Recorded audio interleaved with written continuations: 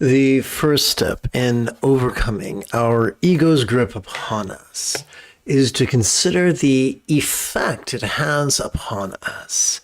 It is the seat of our fear, our aggression, and our hubris. It calls its home or its throne the oldest part of our brain, the amygdala. Now, our job is not to lobotomize the amygdala with a hacksaw and ice cream scoop. I wouldn't recommend that at all. Our job is not to tear it out, but to... Well, it reminds me of a story. Way back, oh my goodness, in the late 80s, I tried in vain to be a telephone salesman. And my boss was amazing. So he could call someone angry would pick up, and he would have them laughing. And I said, Mark, how do you do that? How do you allow their negativity to bounce off your chest like Superman's bullets? And Mark's answer was great. He said, the secret is not to make them bounce off your chest, but to pass straight through you. And of course, that, as a sci-fi geek, that reminds me of Frank Herbert's book, Dune. And who can forget the canticle against fear? Allow me to paraphrase. I must not fear. Fear is the little death that brings obliteration. I will face my fear. I will allow my fear to pass through me and over me and around me. I will turn to see my fear is gone, and only I remain. So how do we do that? How do we deal with the facets of our ego in a way that doesn't serve our ego? And the answer to that is threefold. The first solution for that is mindfulness. So let's look at mindfulness from the point of view of neuroscience. Every time we inhale, whether we know it or not, we are not wired. Let's try this again. Every time we inhale, whether we know it or not, we access our sympathetic nervous system, which is ensconced within the thoracic region of our spinal cord. It's wired not for active concentration. Let's face it.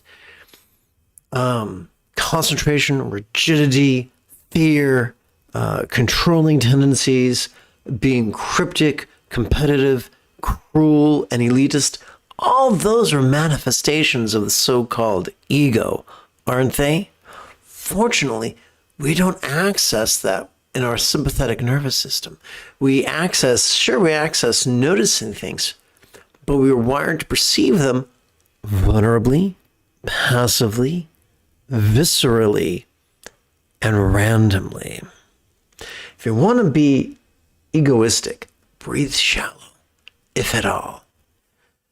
Take a deep inhalation, and it will feel like the momentum of your hubris has come to a screeching halt. Think of it this way. This can be illustrated by the 12 syllables of inhalation. When we inhale, we could silently and mentally recite, perceiving this very turbulent play of mind. We've been told that a monkey mind is a bad thing, but we evolved for our mind to play. What are some of the examples of the antics of our mind? Our mind is wired through its sense organs to see, hear, feel, taste, smell, and the like. Additionally, internally, mind is wired to emote, intend, reason, recall, imagine, and confabulate. So one of the many things we can notice is the symptoms of pride raging within us, and as well as the things that feel like they're triggering them, that are pricking them.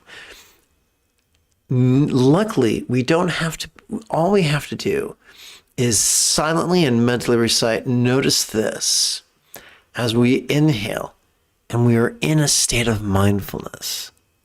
Now for the second solution. The second solution, whoopsie. Well, that's weird. Here we go. Okay, the second bit of our solution is meditation. And it begins with the breath again.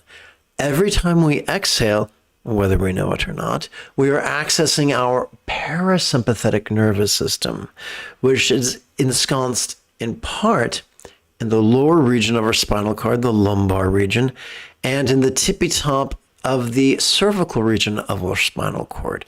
It's wired so that every time we exhale, we can easily relax as well as release.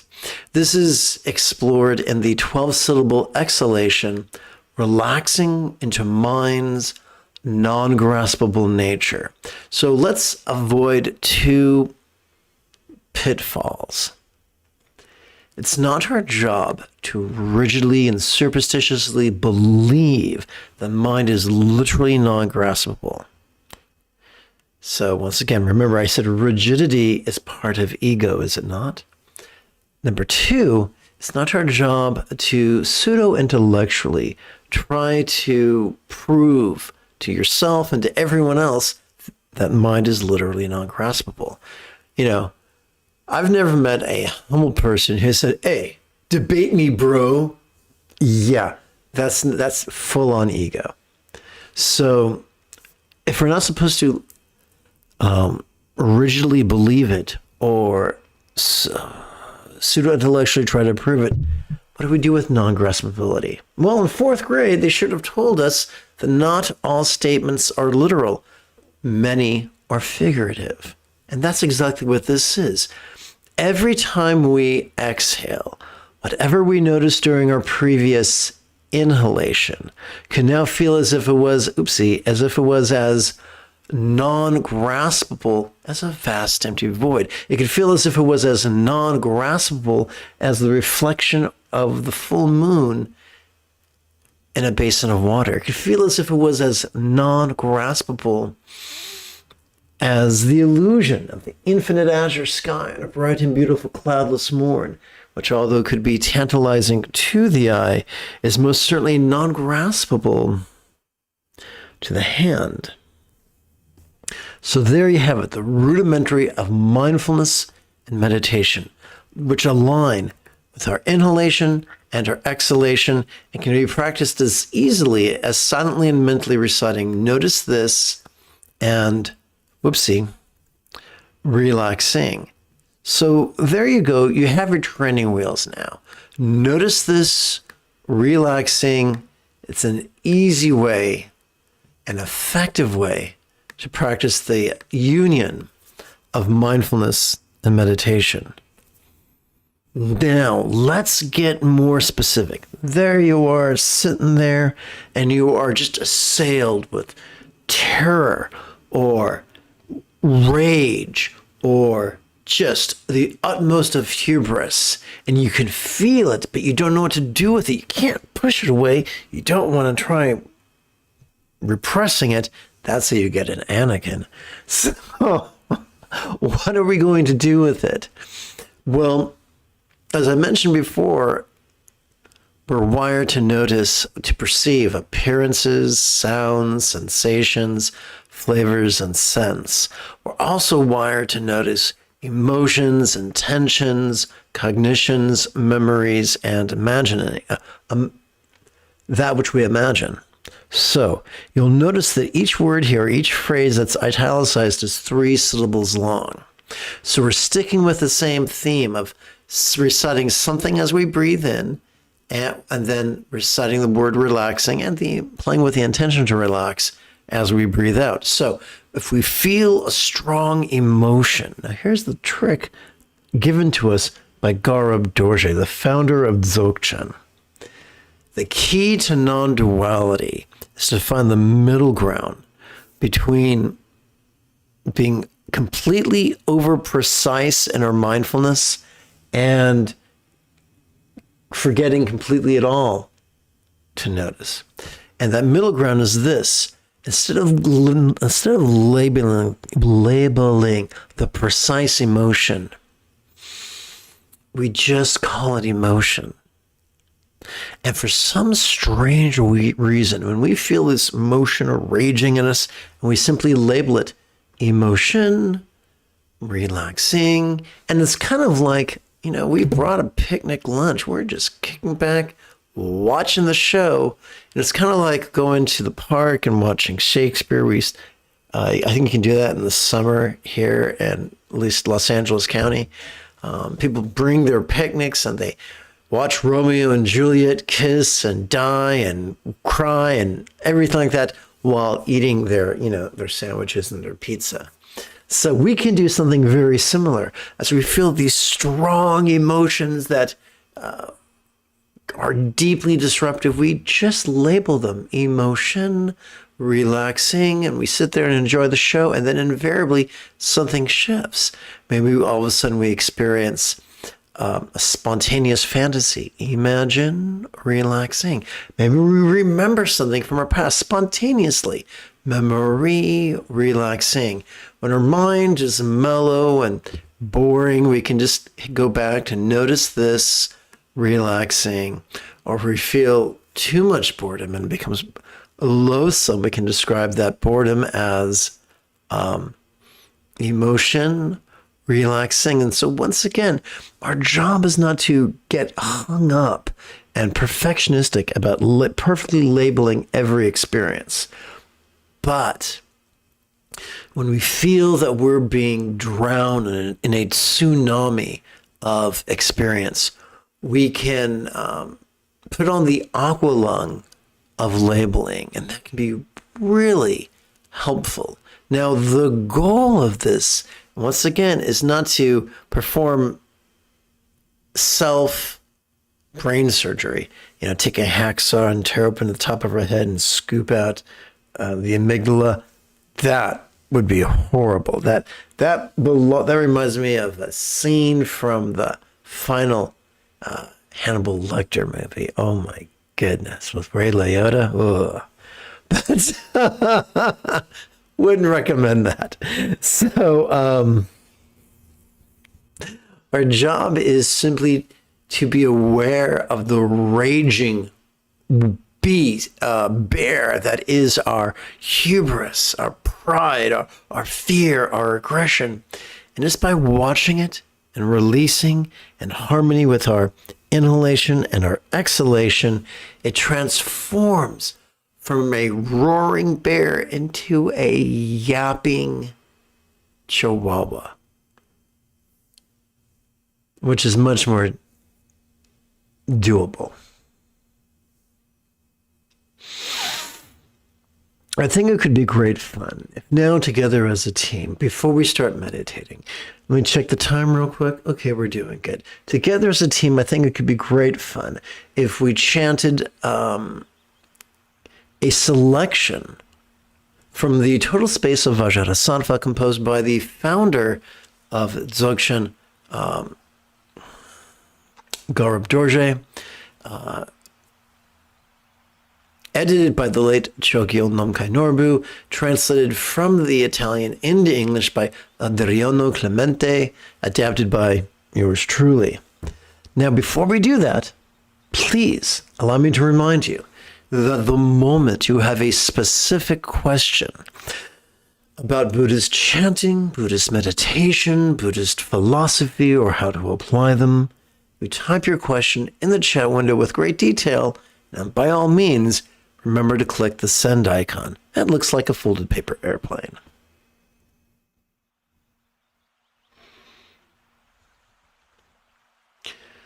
Together.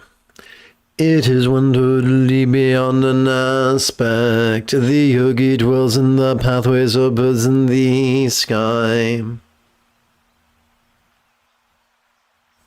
The freedom access, let me add an extra vowel here. The freedom accessed through the ease of non-duality defies description, as does love's path of centered spontaneity. Together. In the essence that never occurred and never originated, were all phenomena supposed to exist. Birthlessness and emptiness cloy the mind when taken literally, but comfort completely as metaphors, just as we referred to a few moments ago during the lesson together. Oopsie. Outer and inner are both. The outer is the inner.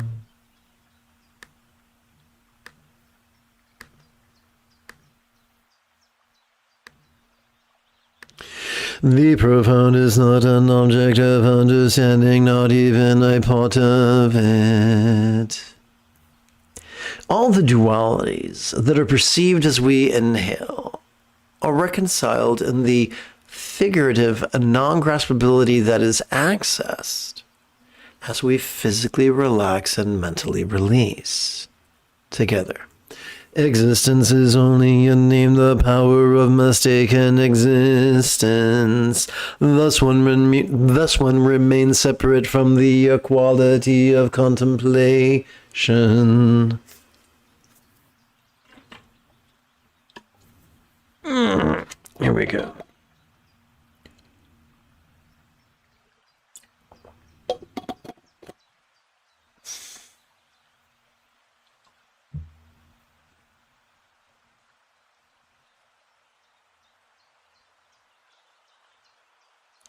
All our perceptions are seen through the lens of our preconceptions and thus distorted.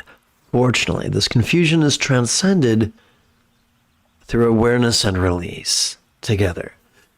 In the outer and inner samayas, all commitments to rely upon a teacher's example, instructions, and students abide in the nature of the aggregates of form, feeling, appraisal, impulse, and awareness, and sense bases of seeing, hearing, feeling, tasting, emoting, intending, cognizing, recalling, and imagining. Since in the three times no one is ever separate from it, there is no need to ever use the word samaya. Because our commitments, aggregates, and minds are one in their empty nature, even the utterance of the word vow is redundant. Simply cultivate love-centered spontaneity through the easy practice of awareness and release, and everything else could take care of itself. Together. Immovable, it is the symbol of the body, unshakable, it is wisdom. Not taking hold of anything, it has no self. Not rejecting anything, it has the equality that transcends words. Non-graspability lets go of everything, including the illusion of a self. Non-graspability applies to everything and is therefore the great equalizer.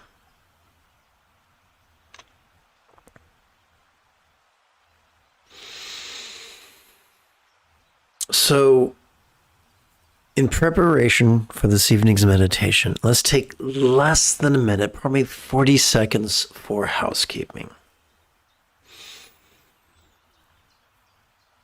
This is Lama Jigme Gyatso of the Buddha Joy Meditation School. I have spent more than half my life studying, practicing, and then reverse engineering all the teachings, techniques, and practices of each school of Buddhism so that I could play the Luke Skywalker to your General Leia Organa, so that you could quickly and easily become the person that your dog already thinks you are. Welcome to Meditate Like a Jedi, which is made possible due to the generosity of viewers just like you.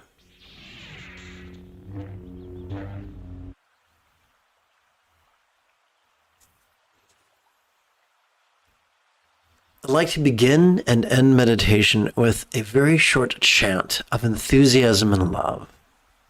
So we'll begin with a a recitation of empathetic bodhicitta and enthusiastic refuge. It will be literal and set to a triplet chant. Together. May I liberate all beings from the tyranny of hating, craving, and clinging by relying on thee. Buddha's example, instructions, and students, those three things are so useful that they earned the metaphoric nickname the three wish-fulfilling jewels, which we will refer to in this more concise, more figurative recitation set to the bookend chant. Together. May I liberate all beings by relying on the three jewels. May I liberate all beings by relying on the three jewels. May I liberate all beings by relying on the three jewels.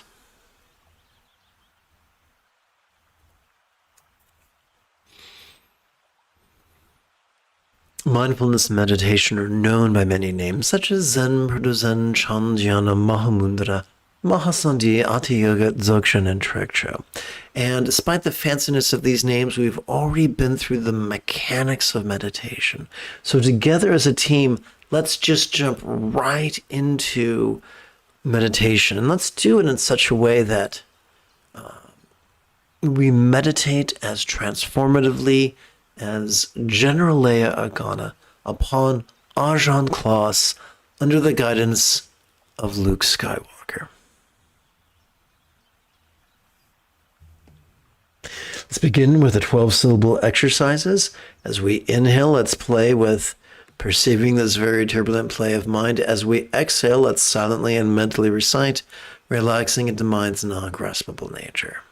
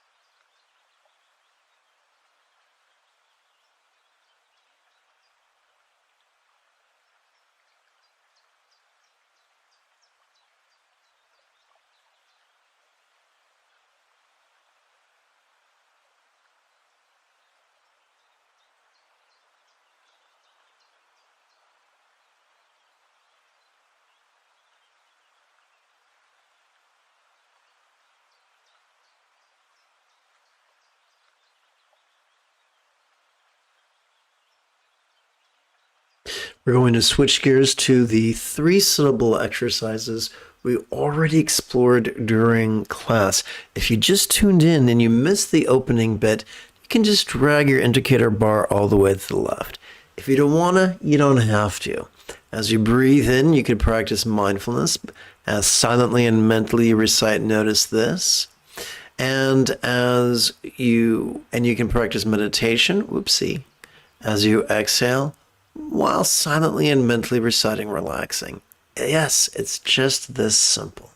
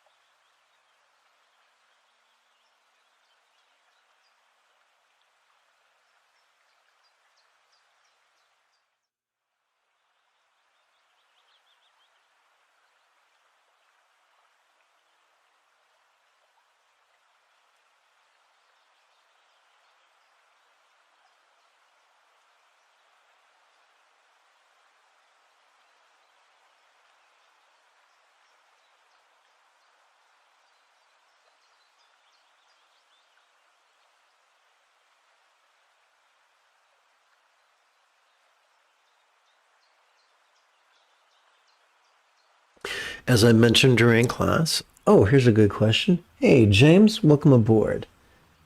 James wrote, I was wondering about the beads I have seen Buddhist monks. Just curious. Cool. So, the use of beads is something from Hinduism that migrated its way into Buddhism. And so some Buddhists use it to count mantras. And it's very nice. I love the clacking of wooden beads. It's a wonderful sound.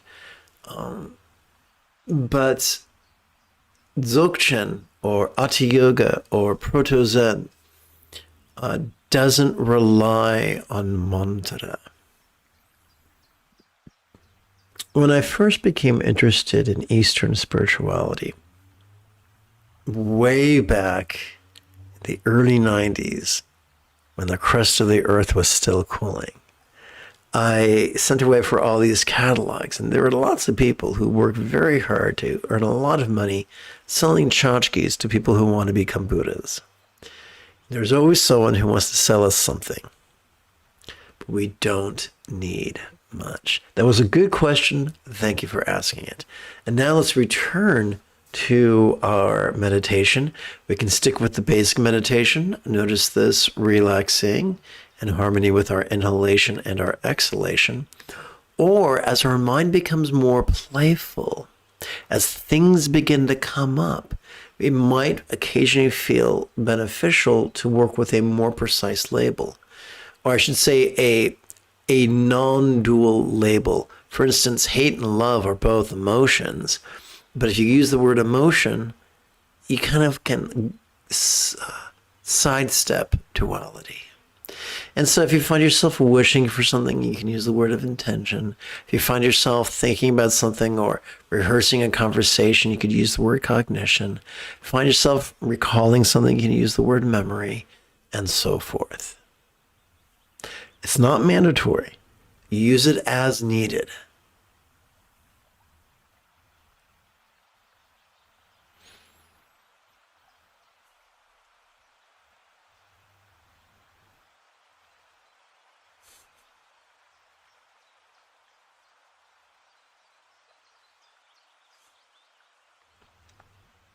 So for instance, my sinuses have been rather unhappy. So when the pain captures my attention, I silently and mentally recite sensation, relaxing.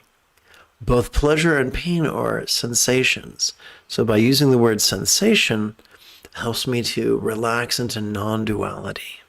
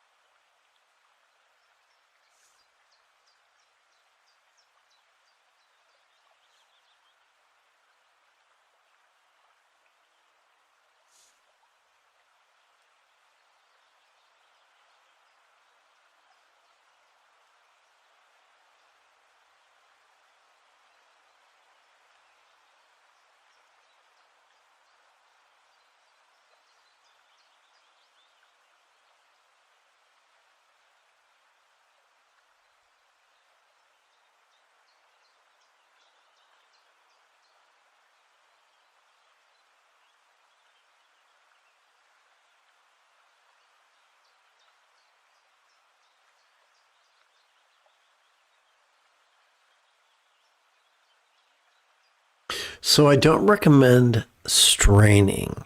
If this is your first week of meditation, 5 minutes every 12 hours or so is fine. If after 7 consecutive days of that you want to add another 5 minutes, that's fine too. If you want to take 12 or 13 weeks to gradually build up to 60 minutes, that's fine. Respect your body, listen to it.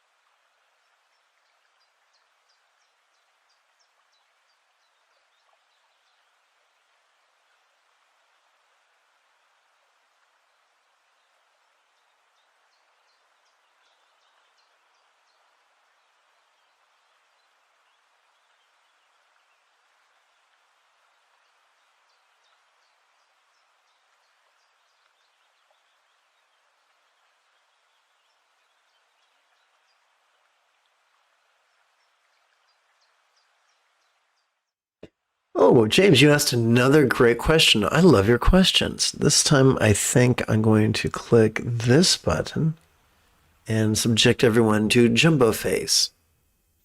So, Ati Yoga is just a simple way of saying utmost yoga, and it's simply the method of meditation that I've been teaching you.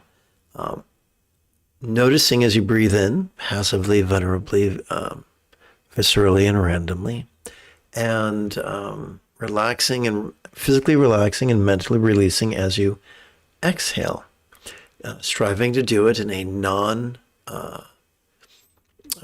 non-controlling, non-rigid way, in a manner that invites non-duality and that cultivates love-centered spontaneity. That's the totality of Dzogchen. It is different than Hinduism.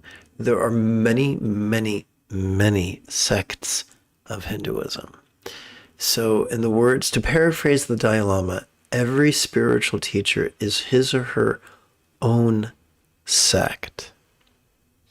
And to paraphrase the Buddha, the only way to test a teacher is not through their resume, credentials, letters of recommendation. Those are meaningless. The only way to test a teacher is to receive teachings, follow the instructions, and notice your results.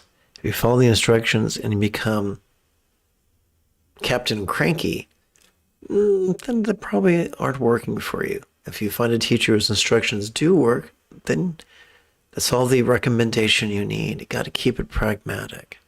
So there are many Zen practitioners who start exploring different aspects of Hinduism. However, to tie it up in a big red bow, Ati Yoga is not Shiva. Shiva is one of many deities from a different religion. Ati Yoga has never been about deities or mantras or visualizations or subtle channels or energy or mantras. It's simply about meditating in a highly efficient and easy manner. I hope that makes sense.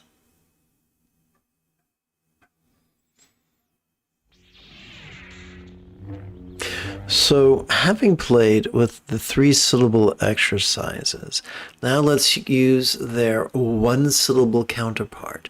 The go-to exercise during our inhalation is to silently and mentally recite the demonstrative pronoun this.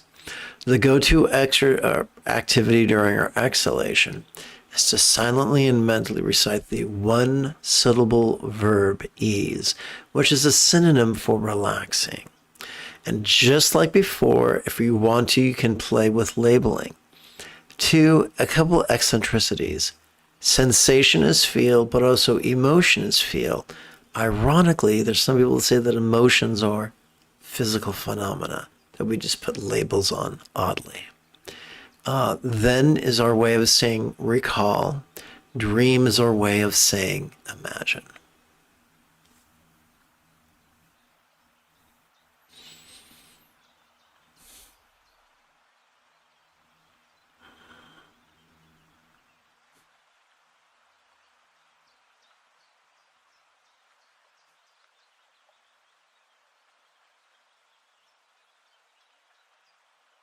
I typically check for questions once every 8 or 9 minutes or so.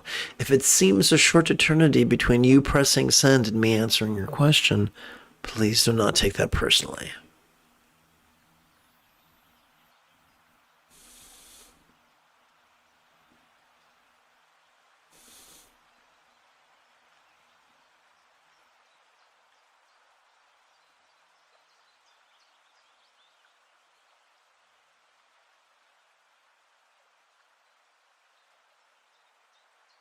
There are some teachers who think that being rigid, fearful, controlling, and elitist is a wonderful thing. And they want everybody to be that way too. They think it's awesome. And so they teach people that the moment they have a thought, they have to label it thought.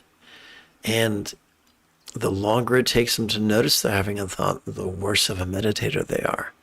But that is just another form of concentration that will feed our rigidity and our self-loathing and our controlling tendencies. According to the founder of Dzogchen, as long as we're alive, every inhalation can be mindfulness, every exhalation can be meditation.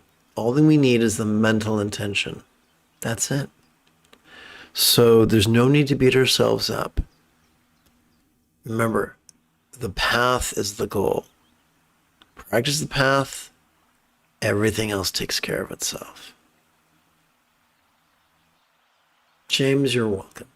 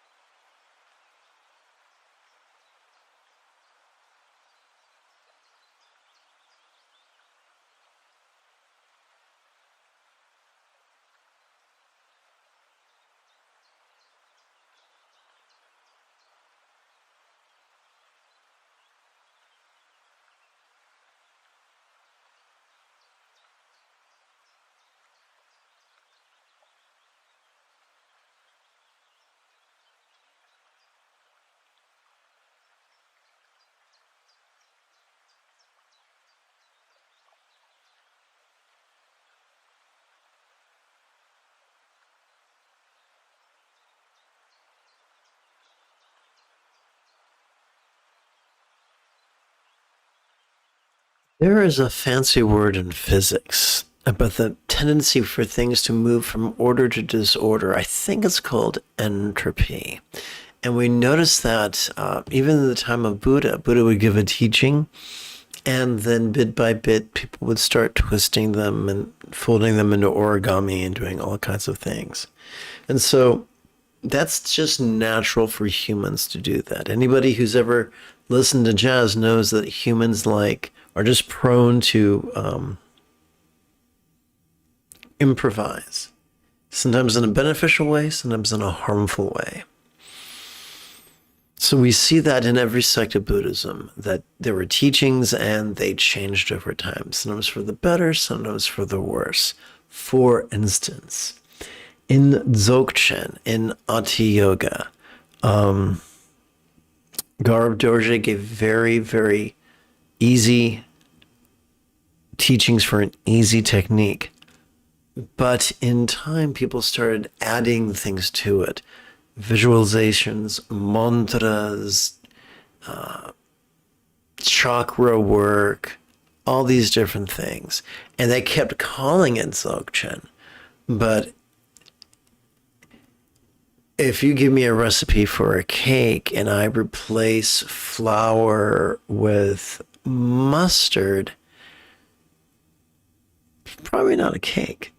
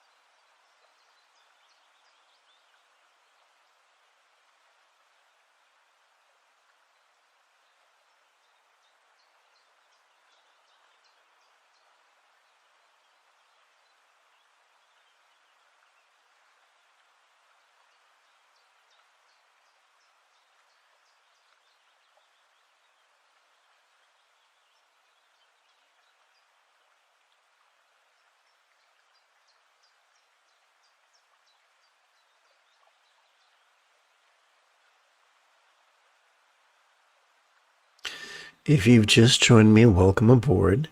If you want to start from the beginning, just drag the indicator bar all the way to the left.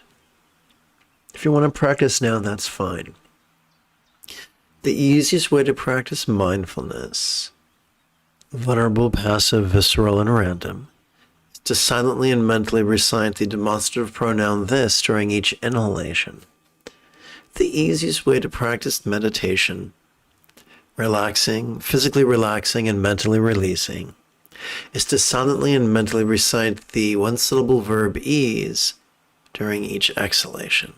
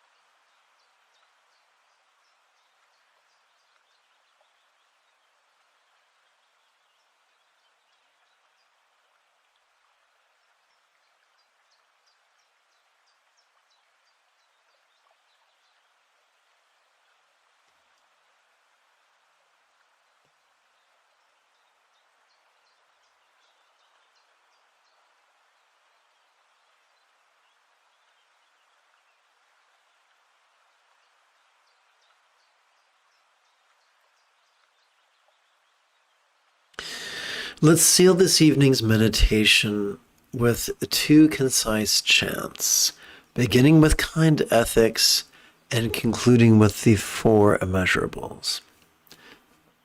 May all beings practice of kind communication, conduct, and calmness flow spontaneous and uncontrived.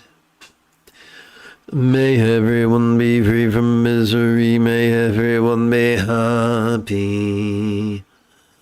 May no one be separated from the happiness. May everyone have balance from the tyranny of hating, craving, and clinging freed.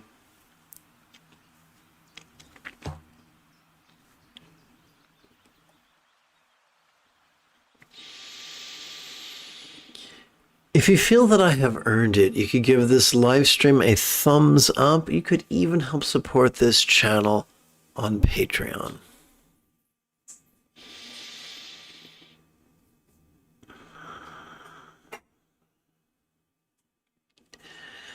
In approximately 11 or so hours, I would very much like to return to lead tomorrow's morning meditation class and group practice. And if you are as geeky as me, this is the way.